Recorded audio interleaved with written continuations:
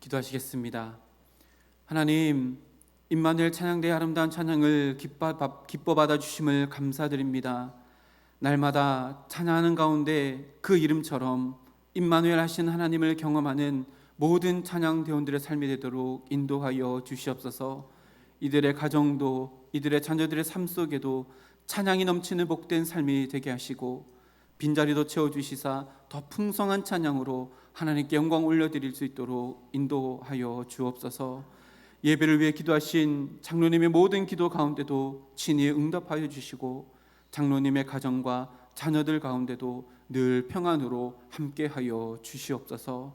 말씀을 봉독하고 안내를 하며 기도팀으로 모여 중보하며 차량을 봉사하고 방송실에서 찬양단으로 주님의 몸된 교회를 사랑하는 마음으로 교회 구석구석을 돌아보는 모든 섬김의 손길들 가운데 날마다 샘솟는 기쁨과 세임을 더해 주셔서 그들의 손으로 하는 모든 것들 가운데 복 주시고 늘 하나님의 은혜로 풍성케 되어지는 놀라운 역사를 허락하여 주시옵소서. 하나님, 이제 말씀을 대하려 합니다. 성령의 감동하심으로 내 마음 가운데 다시금 새겨지는 말씀이 될 수 있도록 인도해 주시며, 삶 속에서 생각나는 말씀이 되게 하시고 성화의 삶으로 빚어가는 능력의 말씀이 되게 하옵소서. 부족한 종을 세우셨사오니 풍성하신 하나님의 은혜로만 채워주시고 말씀의 풍성한 꼴로 우리 모두의 영혼이 배부른 시간 되게 하옵소서. 감사드리며 예수님의 이름으로 기도하옵나이다. 아멘. 오늘 말씀의 제목이 앞에 화면에 있습니다. 우리 함께 읽고 말씀 나누겠습니다. 시작. 자유함으로 기다립시다 라는 제목으로 함께 말씀을 나누겠습니다. 말씀 나누기 전에 우리 옆에 있는 분들 3분 이상 이렇게 인사하겠습니다. 당신은 하나님의 기쁨입니다. 인사하겠습니다. 당신은 하나님의 기쁨입니다. 당신은 하나님의 기쁨입니다. 당신은 하나님의 기쁨입니다. 아멘. 하나님께 예배하러 나온 우리 모두를 하나님께서 기뻐하십니다. 하나님이 기뻐하신 인생이라면 우리의 입술 가운데 미소가 떠나지 않을 수 있습니다. 우리의 상황이 어떠하든 늘 감사할 수 있습니다. 우리를 보시고 하나님께서 기뻐하시기 때문입니다. 대림절 두 번째 주일을 보내면서 그 기쁨과 감격함으로 하나님께 나아가며 오늘 또 선포되어지는 말씀 가운데 나를 향하신 하나님의 음성이 들려지는 더 놀랍고 큰 비밀스러운 감격이 있는 이 시간 되기를 소망합니다.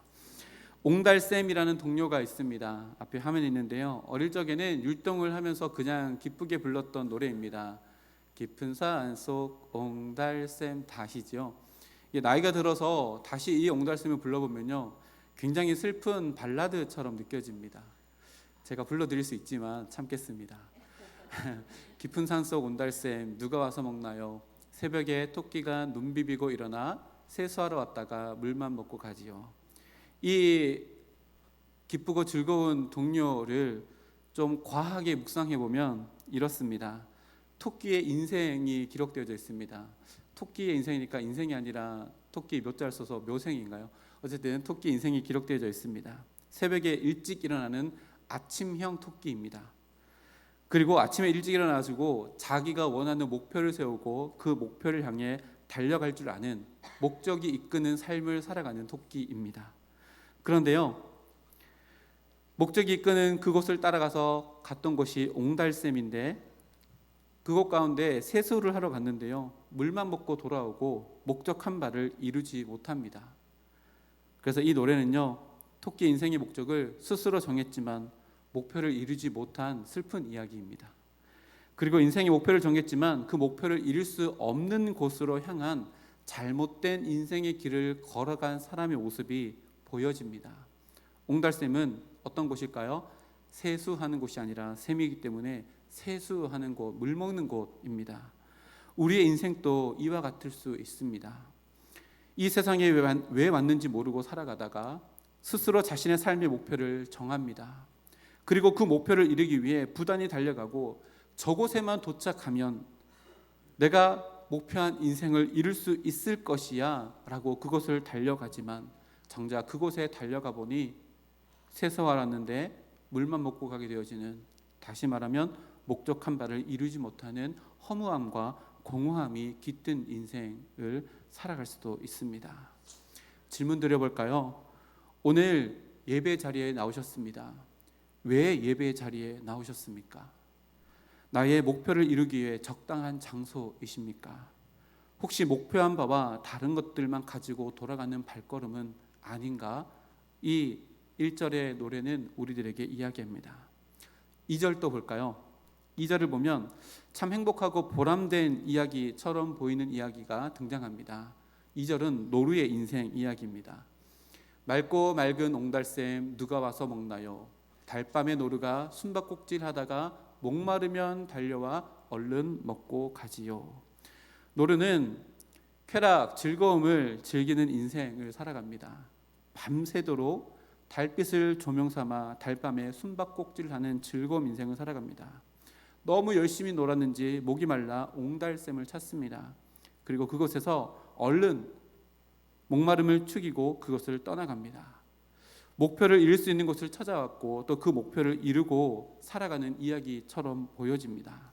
그러나 정작 노루는 이 세상에 즐거움만을 가지고 살아가는 인생을 이야기하는 것처럼 보여 쓰디쓴 우리들에게 웃음을 줍니다. 왜 사는가에 대한 근본적인 질문 없이 그저 오늘을 즐거움으로만 채워가려고 하는 우리들의 인생을 표현한 것은 아닌가 이렇게 생각해 봅니다. 옹달샘이라고 하는 같은 장소이지만 다른 목적으로 그것을 방문하였고 어떤 이는 실망하고 돌아가고 어떤 이는 만족을 얻기도 합니다. 독일의 철학자 중에 하이데거라고 하는 사람이 있는데요.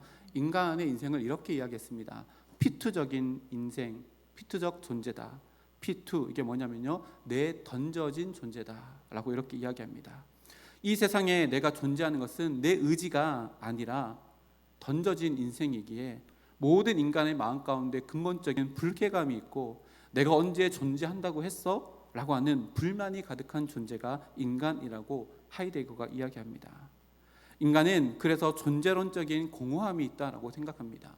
그래서 무엇인가 스스로 목표를 만들고 그 목표한 곳을 이루기 위한 장소를 스스로 선택하고 그곳 가운데 달려가지만 결국에는 공허함으로 채워지는 인생이다 라고 이렇게 비관적으로 이야기합니다. 참 인생의 의미, 목적을 모르고 살아가는 인생을 이야기합니다. 결국 이 지문에 답을 하지 못하면 인생은 공허함에서 벗어날 수 없다는 이야기입니다. 옹달샘의 노래가 우리에게 던지는 질문입니다. 나는 누구인가? 나는 어디서부터 왔는가? 나는 무엇을 위해 존재하는가? 라고 하는 아주 근본적인 질문입니다. 이 질문에 답을 가진 사람은 참 행복한 사람일 것입니다. 오늘을 살아가는 분명한 목적이 있고 그 목적을 이루는 과정 속에서 충분히 만족을 느낄 수 있는 오늘 하루가 되기 때문입니다. 우리가 보내고 있는 이 대림절기는 이 모든 근본적인 질문에 대해 우리들에게 답을 주는 것 같습니다. 나는 누구입니까? 대림절기는 우리들에게 대답합니다. 나는 하나님이 이 땅에 예수를 보내기까지 사랑받는 존재다 라고 대림절기가 우리들에게 이야기합니다. 나는 어디서부터 왔는가? 나는 하나님으로부터 왔기에 하나님께서는 예수님을 이 땅 가운데 보내셔서 나를 하나님의 나라로 돌이키게 한다라고 대림절기가 우리에게 이야기합니다. 나는 무엇을 위해 존재하는가? 라고 하는 질문에도 대림절기는 우리들에게 이야기합니다. 나를 나되게 하신 그분을 위해서, 그분의 영광을 위해서 나는 오늘 존재하고 있다 라고 이렇게 대림절기가 우리들에게 이야기합니다. 그래서 대림절은 우리에게 참으로 중요한 절기입니다. 이 세상에 와서 왜 왔는지도 모르고 그저 물만 먹고 떠나는 공허한 무의미한 인생을 보내지 않으려면 이 대림절기에 그 속에 담겨진 의미를 더 깊이 있게 들여다 보아야 합니다. 그럴 때 반복되어지는 일상, 그 속에서 무기력은 사라지고 활력이 생길 뿐만 아니라 무의미는 의미라는 보람으로 채워지고 공허함은 삶의 열매로 풍성하게 채워지기 때문입니다. 예수님께서 이 땅 가운데 오신 이유는 오늘 우리가 살아가는 이유가 되어집니다. 예수님께서 우리를 위해 이 땅 가운데 오셨기 때문입니다. 오늘 본문은 사도 바울이 깨달은 주님의 마음을 우리에게 전하고 있습니다. 그것은 바로 자유입니다. 갈라디아서 5장 1절에서 13절 2절 말씀인데요. 제가 읽어드리겠습니다. 그리스도께서 우리를 자유롭게 하려고 자유를 주셨으니 그러므로 굳건하게 서서 다시는 종의 멍에를 매지 말라. 형제들아, 너희가 자유를 위하여 부르심을 입었으나 그러나 그 자유로 육체의 기회를 삼지 말고 오직 사랑으로 서로 적노릇 하라. 아멘. 우리는 자유를 위해 부름받은 자들입니다. 이것을 사도 바울이 깨달았습니다. 예수님이 이 땅 가운데 오신 것은 나에게, 우리에게 진정한 자유를 주시기 위해서 우리를 부르셨다는 것을 깨닫고 갈라디아서에 이렇게 기록합니다. 그렇다면 좀 전에 드린 질문에 또 이렇게 대답할 수 있습니다. 나는 누구입니까? 나는 주님의 십자가의 사랑을 받고 진리를 통한 자유를 위해 하나님께 부름받은 자입니다. 나는 무엇을 위해 존재합니까? 자유를 위해 부름받았기 때문에 우리는 자유를 위해 존재합니다. 예수님이 이 땅 가운데 오신 이유가 바로 이런 해답을 우리들에게 줍니다. 이렇게 이야기하면 저에게 이렇게 이야기할 수도 있을 것 같습니다. 목사님, 우리가 지금 살고 있는 대한민국은 자유민주주의 국가 아닙니까? 우리에게 다 자유가 있습니다. 하실지 모르겠습니다. 그런데 자유를 무엇으로 정의하는가에 따라서 그럴 수도 있고 아닐 수도 있습니다. 흔히 우리는 자유라고 하면 이렇게 정의합니다. 외부적인 구석이나 무엇에 얽매이지 아니하고 자기 마음대로 할 수 있는 것을 할 수 있을 때에 하는 것, 이것이 자유라고 이렇게 이야기합니다. 네, 모든 인간은 이런 자유를 누릴 권리가 있습니다. 그리고 우리는 대한민국에 살고 있기에 이 자유는 우리 모두에게 있으며 충분히 누릴 수 있는 상황과 여건 가운데 살아갑니다. 그러나 하나님이, 예수님이 성육신 하셔서 우리에게 주시고자 하시는 자유는 이런 자유가 아니라고 성경은 우리들에게 이야기합니다. 전혀 다른 차원의 자유를 우리에게 주시고자 하십니다. 그리고 주님께서 주시는 이 자유는 오직 주님만이 주실 수 있는 자유라고 성경은 기록합니다. 예수님께서 공생의 기간 동안 예수님을 믿었던 유대인들과 대화를 나누신 적이 있습니다. 요한복음 8장의 이야기인데요. 예수님께서 이렇게 말씀하십니다. 31절, 32절 말씀입니다. 그러므로 예수께서 자기를 믿은 유대인들에게 이르시되 너희가 내 말에 거하면 참으로 내 제자가 되고 진리를 알지니 진리가 너희를 자유롭게 하리라. 아멘. 쉽게 풀어보면요, 너희가 내 말을 듣고 내 말대로 살면 너희들이 진리를 알게 될 텐데 그 진리가 비로소 너희를 자유롭게 하게 할 거야 라고 하는 예수님의 말씀입니다. 이 말을 들은 유대인들이 예수님을 믿었던 사람이기에 예수님께 우호적인 사람들이었지만 33절 말씀에 이렇게 예수님께 대답합니다. 그들이 대답하되 우리가 아브라함의 자손이라 남의 종이 된 적이 없거늘 어찌하여 우리가 자유롭게 되리라 하느냐. 충분히 할 수 있는 질문입니다. 우리에게 자유가 있는데 또다시 무슨 자유가 필요하냐라고 하는 말입니다. 그런데 엄밀히 따져보면 유대인들이 했던 이 말은 거짓말입니다. 왜냐하면 유대민족은 우리나라와 비슷한 역사를 가지고 있는데요, 아수르, 바벨론, 바사, 페르시아, 애굽, 시리아 이런 나라들로부터 속국으로 살았을 뿐만 아니라 지금 예수님과 대화를 나누고 있는 이 유대인들은 로마의 속국으로 지배를 받고 있는 처지였습니다. 다시 말하면 정치적으로는 억압을 받고 있는, 다시 말하면 정치적으로는 자유함이 없는 상황 가운데 있는데 이들이 이렇게 이야기했다는 것은 거짓말입니다. 그런데 우리가 잘 알아야 할 것은 유대인들이 말하는 자유는 정치적인 자유를 말하지 않습니다. 이들이 말하는 자유는 종교적인 자유를 말합니다. 다시 말하면 강대국으로부터 수많은 침략을 받아와서 속국으로 있게 되었지만 우리는 단 한 번도 여호와를 섬기는 그들의 신앙과 종교는 아무에게도 빼앗기지 않는 종교의 자유를 지금까지 누리고 있다라고 하는 이야기입니다. 종교적으로, 정치적으로 자유가 보장되었다, 그래서 모두가 다 자유를 누린다라고 이렇게 정말 말할 수 있을까요? 예수님께서 말하는 진짜 자유가 무엇일까요? 여러분들은 자유한 인생을 살아가십니까? 이렇게 표현할 수 있습니다. 우리는 우리가 사랑하는 것에 얽매여서 살아갑니다. 우리를 노예 삼는 것들이 굉장히 많이 있습니다. 오후 말씀에 이 말씀을 더 많이 살펴볼 텐데요, 우리가 돈을 사랑하면 돈에 얽매여 노예가 되어집니다. 어떤 운동을 좋아합니다. 지나치게 좋아하면 자신의 본분과 사명까지도 내팽개치고 그 운동의 종이 되어집니다. 그뿐이 아닙니다. 내 마음속에 지워지지 않는 감정의 상처들이 있다면 우리는 그것이 지워지지 않는 한에서 그 감정의 노예가 되기도 합니다. 과거의 억울한 상황들이, 용서 못할 관계들이, 부모에게 받은 상처가, 믿었던 친구나 친척들에게 배신당한 그 아픔들이, 이 모든 것들이 우리를 노예 삼을 수 있는 것들입니다. 그러니 어느 누구나 정말 자유롭다라고 말할 수 있는 상황은 누구에게도 없다는 것입니다. 이렇게 예배드리는 상황 가운데서도요, 우리는 감정의 노예가 될 수 있습니다. 예배드리는 상황 가운데서도요, 세상의 근심에 노예가 되어 이것 가운데 있을 수 있다는 이야기입니다. 그렇다면 도대체 주님께서 우리에게 주시고자 하시는 자유가 무엇일까요? 세 가지로 살펴보려고 합니다. 첫 번째 있는데요, 앞에 화면에 있습니다. 함께 읽어보겠습니다. 주님은 조상의 헛된 행실에서 자유하게 하십니다. 첫 번째는 주님께서 우리에게 주시는 자유는 조상의 헛된 행실에서 우리를 자유하게 하십니다. 이 말씀은 오늘 본문이 아니라 다른 본문을 봐야 하는데요, 베드로전서 1장 18절에서 19절까지의 말씀입니다. 우리 다 함께 앞에 화면을 보고 함께 읽어보겠습니다.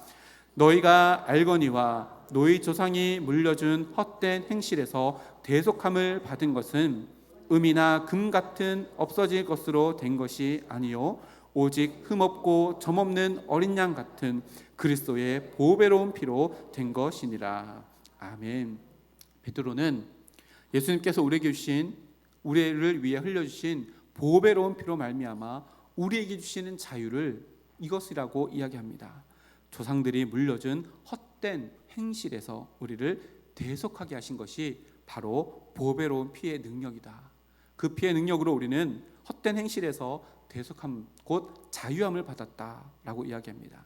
여기 말하는 헛된 행실이라는 것은요, 공허하며 무의미하며 유익할 게 없는 생활 방식을 이야기합니다.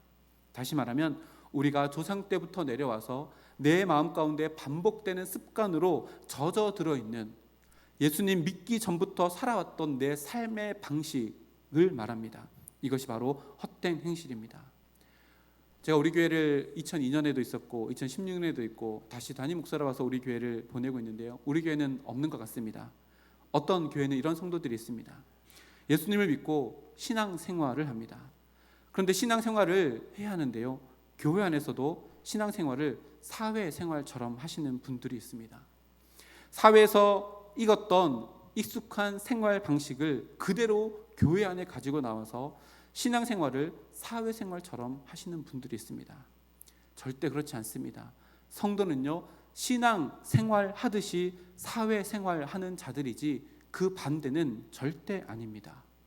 예수님의 십자가의 보혈로 우리의 삶의 가치가 바뀌었고 삶의 이유와 목적이 바뀌었기 때문에 교회에서의 삶도 세상에서의 삶도 다르지 않는 신앙생활이 되어야 합니다. 우리가 잘 아는 말씀 가운데 이런 말씀이 있습니다. 앞에 화면에 있는데요, 그런즉 누구든지 그리스도 안에 있으면 새로운 피조물입니다. 이전 것이 지나갔으니 보라 새 것이 되었도다. 성도의 인생은 보라 새 것이 되었도다 라고 하는 선포할 인생입니다. 그런데 반드시 이 선포 이전에 이전 것은 지나갔으니 라고 하는 먼저 된 선포가 있지 아니하면, 이전 것이 지나가지 아니하면 우리의 삶은 새 것이 될 수 없다라고 이렇게 이야기합니다. 바울 사도는 또다시 에베소 교인들에게 편지를 보내며 이 이야기와 동일한 맥의 이야기를 에베소서 4장 22절과 24절 말씀에서 이렇게 이야기합니다.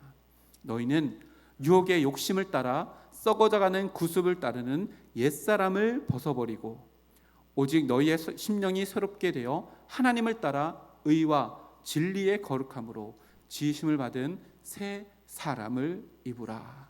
그래서 제가 이 말씀을요, 제목을 이렇게 붙였습니다. 거룩한 환복, 옷을 받고 있는 거죠. 우리가 성도라면 우리가 예수 믿기 전 가지고 있었던 헛된 행실들을 벗어버리고 이제 옛자의 종이 아니라 그리스도의 종으로서 새 사람을 덧입는 거룩한 환복이 있지 아니하면 우리들은 오늘을 진정한 성도로서 살아갈 수 없을 뿐만 아니라 대림절기의 의미를 담아내지 못하는 삶을 살아가고 있는 것입니다. 가령 이렇게 비유해 볼 수 있습니다. 한번 머릿속으로 그림을 그려 보시면 좋을 것 같습니다.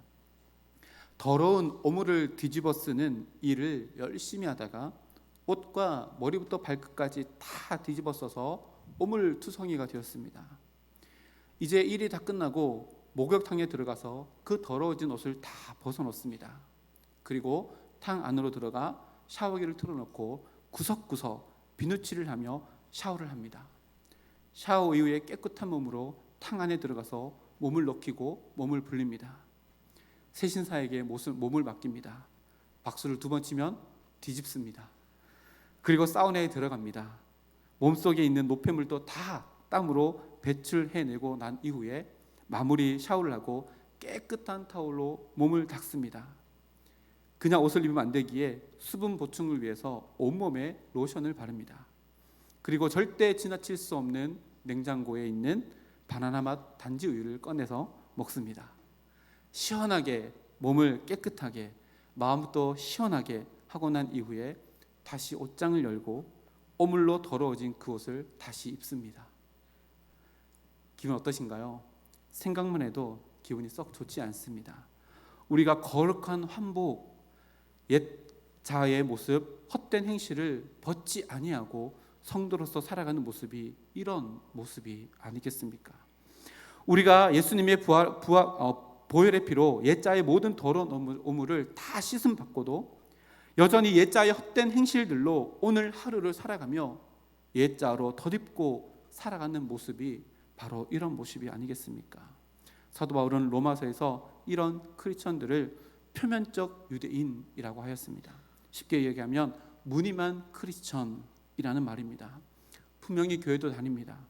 차에 룸미러에 십자가도 걸려 있습니다. 차에 잘 보이는 곳에 성경책도 올려져 있습니다. 근데 예수 믿기 전이랑 믿은 후랑 달라진 것이 없습니다. 무늬만 크리스천이지요. 예수 믿더니 야, 너 좀 달라 보인다 라고 하는 이야기를 들은 적이 없습니다. 너 예수 믿으니 좀 다르네? 라고 하는 말도 들어본 적이 없는 인생입니다.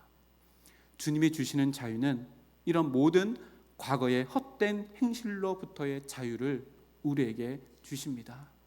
이 자유를 누리며 다시 오실 주님을 예기적 기다림으로 기다리는 인생, 이것이 바로 대림절을 가장 잘 보내는 인생인 줄 믿습니다. 우리 옆에 있는 분들에게 이렇게 인사하겠습니다. 옛사람을 벗어버립시다. 새 사람을 입읍시다. 마지막으로 인사할 텐데요. 새 옷 참 좋습니다. 네, 이 옷을 입으며 대림절기를 보내며 하나님의 기쁨이 되어지는 우리 모두가 되기를 주님의 이름으로 축복합니다. 주님께서만 주실 수 있는 두 번째 자유입니다. 앞에 화면에 있습니다. 우리 함께 읽겠습니다. 시작. 주님은 죄를 거부할 자유를 주십니다. 아멘. 오늘 13절 말씀을 보니까요, 이렇게 기록합니다. 형제들아, 너희가 자유를 위하여 부르심을 입었으나 그러나 그 자유로 육체의 기회를 삼지 말고 오직 사랑으로 서로 종노릇하라. 말씀을 보니까요, 주님께서 우리에게 주시는 자유는 육체의 기회를 삼기 위한 자유가 아니라고 선포합니다. 그렇다면 어떤 자유일까요? 바로 죄를 거부할 자유입니다. 이렇게 이야기하면 또 이렇게 이야기할 수 있을 것 같아요. 에이, 목사님, 그것도 제 의지로 충분히 할 수 있습니다. 죄를 저도 거부할 수 있습니다 라고 이야기할 수 있지만 정말로 그럴까요? 좀 전에 살펴봤던 요한복음 8장으로 다시 돌아가서 예수님께서 하신 말씀을 들어보겠습니다. 요한복음 8장 34절에서 36절 말씀인데요, 제가 읽어드리겠습니다. 예수께서 대답하시되 진실로 진실로 너희에게 이르노니 죄를 범하는 자마다 죄의 종이라. 종은 영원히 집에 거하지 못하되 아들은 영원히 거하나니 그러므로 아들이 너희를 자유롭게 하면 너희가 참으로 자유로우리라. 아멘. 죄를 범하는 자마다 죄의 종이니라. 이 말씀에서 자유한 사람이 있을까요? 아무도 없을 것입니다. 다시 말하면 우리는 죄를 거부할 자유를 마음껏 누릴 수 없는 존재라는 것입니다. 내 마음으로 내 의지로 죄를 거부할 수 있습니다 라고 하는 것은 오해이고요. 내가 마음만 먹으면 죄를 얼마든지 거부할 수 있습니다 라고 하는 것은요, 착각입니다. 이 착각이, 이 근거 없는 인간의 나약한 착각이 언제 깨어진지 아십니까? 이미 에덴 동산에서 아담과 하와의 거부하지 못하는 죄로 인하여서 이미 그때 무너졌습니다. 그때로부터 우리는 지금까지 죄와 싸우며 살아갑니다. 치열한 죄와의 전쟁을 하면서 우리는 온갖 달콤한 죄의 유혹들로 때로는 넘어지기도 합니다.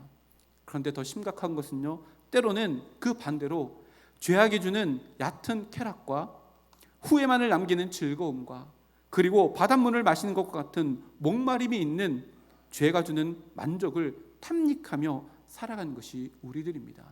우리 모두는 그래서 죄를 거부할 자유와 힘과 능력과 의지가 없다는 것입니다. 그런 모든 죄악에서 온전히 우리를 해방시킬 수 있는 분은 오직 우리의 모든 죄악을 다 짊어지신 예수님의 십자가의 보혈의 능력밖에 없다고 성경은 우리들에게 이야기합니다.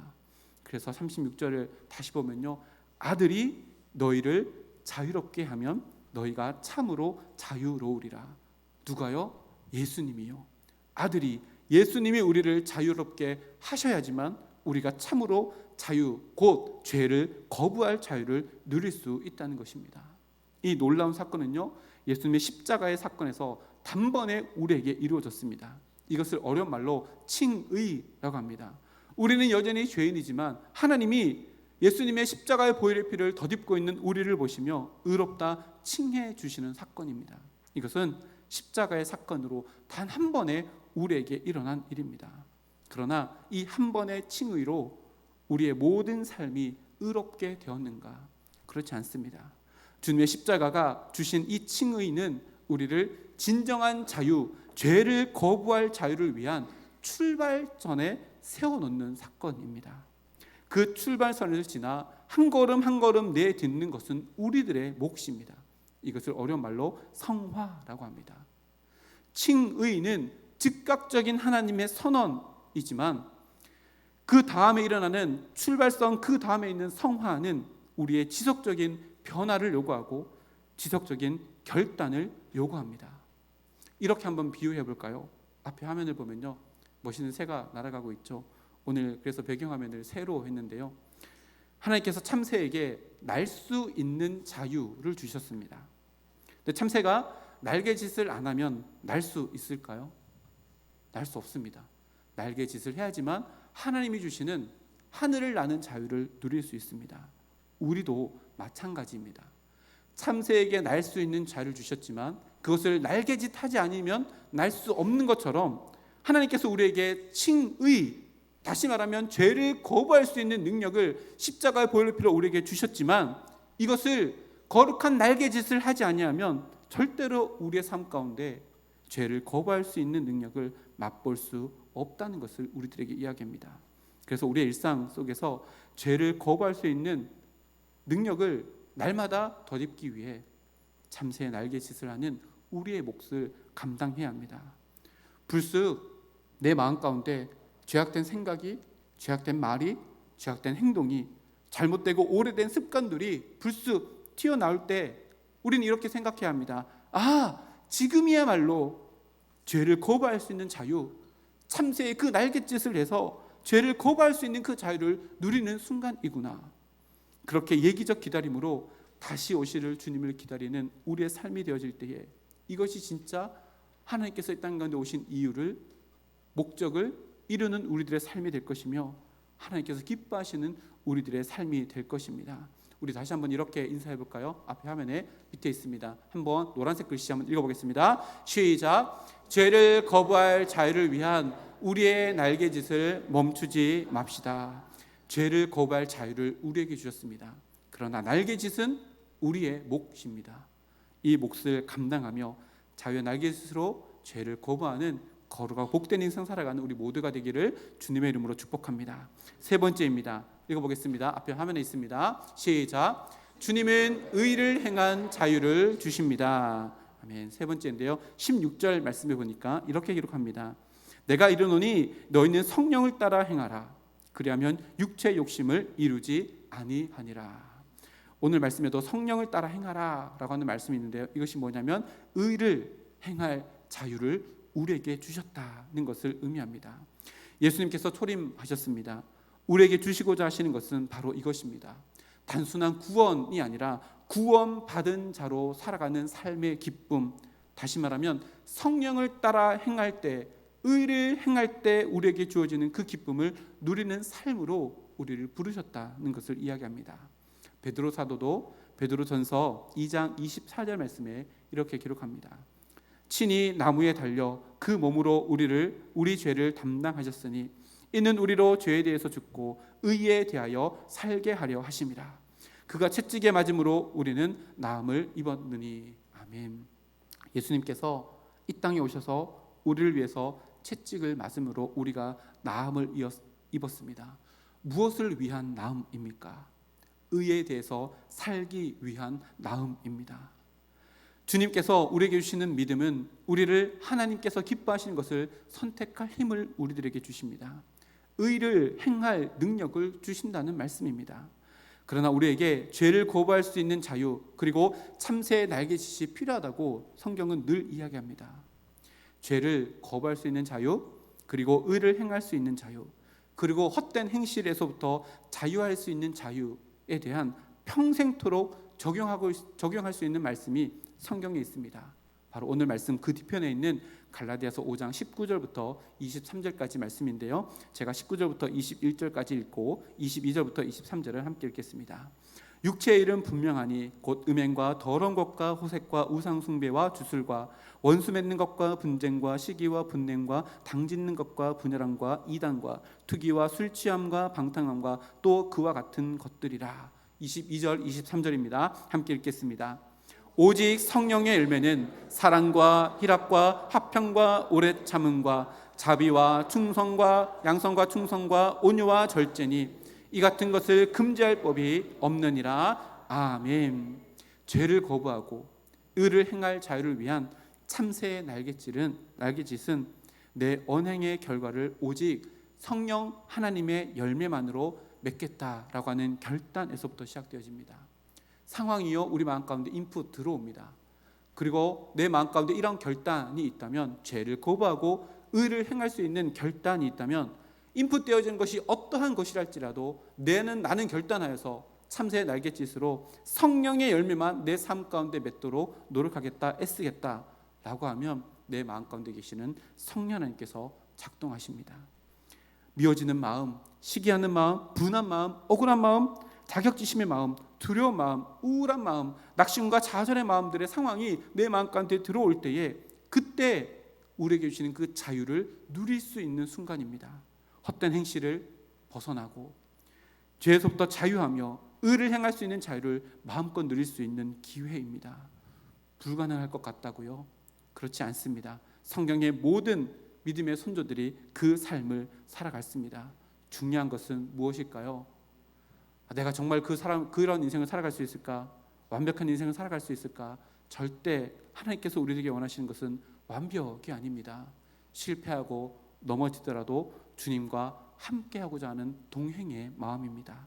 다시금 일어나서 주님께서 나에게 주시는 헛된 행실로부터의 자유, 죄를 거부할 자유, 의를 행할 자유를 위해서 다시금 일어나 하나님과 함께하는 그 아름다운 날개짓을 오늘도 하며 살아가겠습니다 라고 하는 믿음의 고백을 주님께서 우리들에게 원하십니다.